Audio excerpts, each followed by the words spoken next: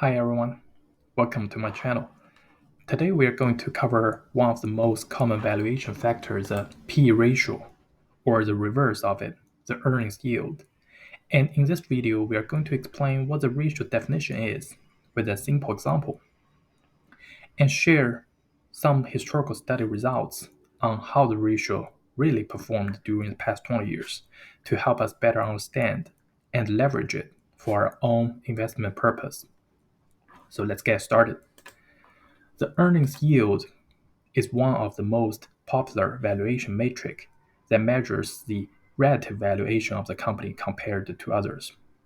And the exact definition is here that earnings yield or the EP ratio is to use the earnings per share of the company divided by the stock price of the company. And the earnings per share of the company can be further calculated as the net income of the firm divided by the total shares outstanding.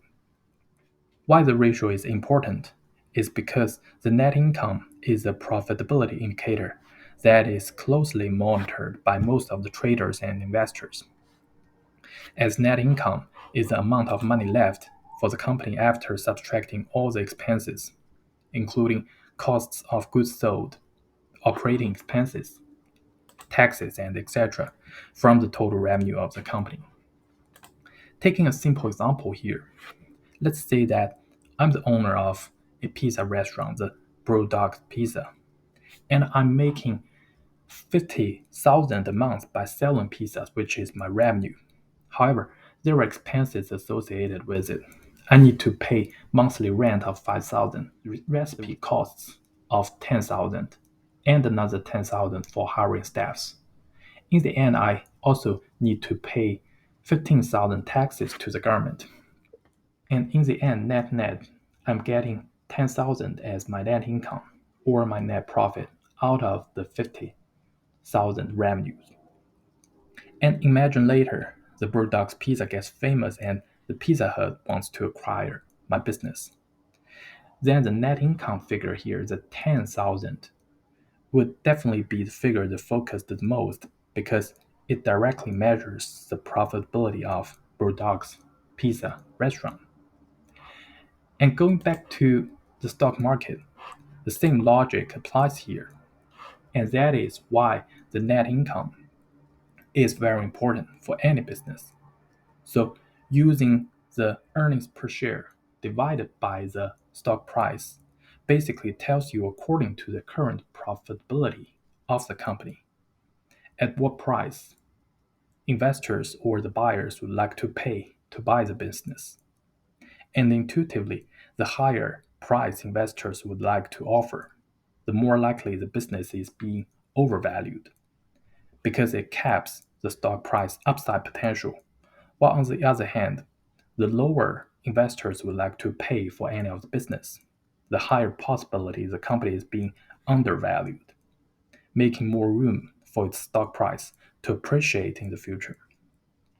With the above logic, the earnings yield matrix here would be a natural good ratio to help you compare two business with similar models and can help you to make investment decisions, such as comparing Walmart versus Costco, Apple versus Microsoft, or Pepsi versus Coca-Cola, which is my favorite comparison here.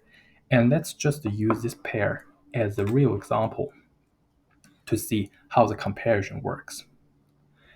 Here is as end of the week, Pepsi last 12 months earnings per share is standing at 5.71 US dollar, while Coca-Cola is 2.41.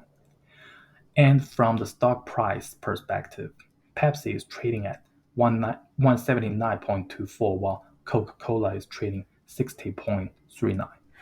Based on the figures, we can easily calculate the earnings yield of Pepsi is around 3.2%, while Coca-Cola is 4%. So based on the ratio, what it tells is that for value investors, you better invest with Coca-Cola rather than Pepsi for similar soft drink business. And I hope up to here the concept of earnings yield make intuitive sense and sounds really straightforward to you. As a fundamental and as people, I may just stop here, and then I have to put my quantitative analysis hat on. With all the financial data easily accessible nowadays, a couple of natural questions rise here, such as how the concept works back in time. For example, if I always buy stocks with relatively attractive earnings yield from the SP 500 universe, would that help me to generate higher than index returns over the long period of time? And among different indices, SP 500 versus Russell 1000 versus Nasdaq, is the concept performing in all these indices, or is just a phenomenon that exists in specific universe? And to address these questions, next part of the video, we are going to show some quantitative historical analysis results. And here, before that, we would like to just do a brief introduction to our quantitative framework for the analysis, which is a 5-step process. The first step, we have to choose a universe. We have to define a stock universe we test on. For example, it can be SP 500, can be Russell 1000, can be Russell 2000. And then in the step 2, taking the universe we choose from the step 1, end of each month, we split the universe into 5 quintiles, 5 quintile buckets based on the earnings yield. So quintile 1 includes stocks with highest earnings yield, and quintile 5 includes stocks with lowest earnings yield. Step 3 is taking all the quintiles and then calculate the next month's average stock return for each quintile and define that as a quintile return for the month. After that, we repeat step 2 and 3 during the whole time period, so we can populate all the monthly return time series for the quintiles. In the end, step 5 here, compare the annualized quintile return figures, such as returns risks matrix, so we can measure the effectiveness of the earnings yield. And theoretically, the pattern we would like to see is the higher the earnings yield, the higher potential future returns it can bring to us. And now let's take a look at the results based on the framework here for the SP 500 universe. The pattern here shows promising numbers. The annualized stock return for those ones with highest earnings yield. The undervalued stocks deliver around 11% return a year versus those most overvalued stocks with the lowest earnings yield, delivering around 7% only a year during the past 20 years from 2000 to 2023. Plus the fact that the chart here shows great monotonicity among the quintiles, indicating a very strong relation that higher the earnings yield, higher the stock future return, which supports our previous theory. However, that one big caveat of this bar chart is it only shows the return of these quintiles during the whole 20 years as one number, but doesn't show any of the past in the middle. For example, it is possible that the quintile 1 here performs very similar to the quintile 5 for most of the time period, but only outperform for a handful of months by pure luck. So it shows high returns in the bar chart here in the end. To address this concern, we further plot the long-short cumulative return of Q1 minus Q5, which basically assumes that you are going to long those Q1, the most undervalued stocks, and short Q5, those most overvalued stocks during the whole time period, and plot the cumulative return of this long-short portfolio.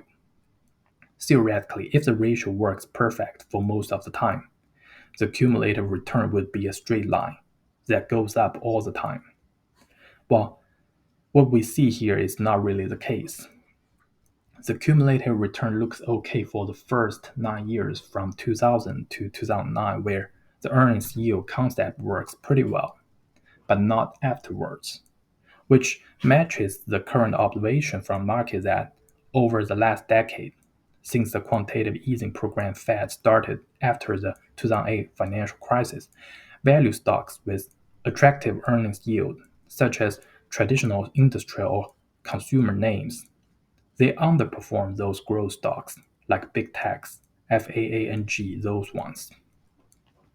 Combined with the cumulative return chart and the bar chart in the previous page, the conclusion for earnings yield is that though it helps us identify stocks with good potential since 2000, it has a long period with struggle performance at the same time. So if you are a value investor that believe in the earnings yield, you have to really be patient and bear the risk that those undervalued stocks can stay undervalued for a really long time, like a decade. Lastly, we also looked at the earnings yield efficacy in other broader indices, the Russell 1000 and Russell 2000. For both, the whole period bar chart and the long-short accumulator return chart are displayed here. First is the bar chart, which gets us very similar conclusion compared to the SPX, the SP 500 universe. Higher the earnings yield, higher the potential return in the future. While this observation is even more significant for Russell 2000 universe, where for those most overvalued stocks, in Russell 2000 universe, those stocks deliver negative returns over the long term. Then let's jump into the cumulative long-short return chart. Again, the earnings yield concept here runs into some issue after the 2008 financial crisis, where most of the undervalued names, they don't really outperform those overvalued names during the past decade again. While it's also worth noting that such issue is less obvious in Russell 2000 universe, which includes more small cap firms. And what this may indicate here is that for those small companies that are being overvalued, as investors, we should really be careful when investing in them. To summarize here, the earnings yield is an intuitive and very important valuation ratio on the market that many investors closely monitor to identify those stocks being overvalued or undervalued in price.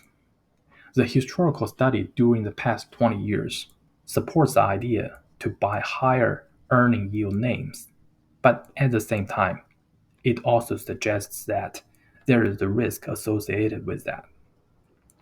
It is possible that this concept may not work for a really long time, like 10 years. And as a result, for our investors, it may be always better to look at the stocks from multiple angles instead of just one indicator.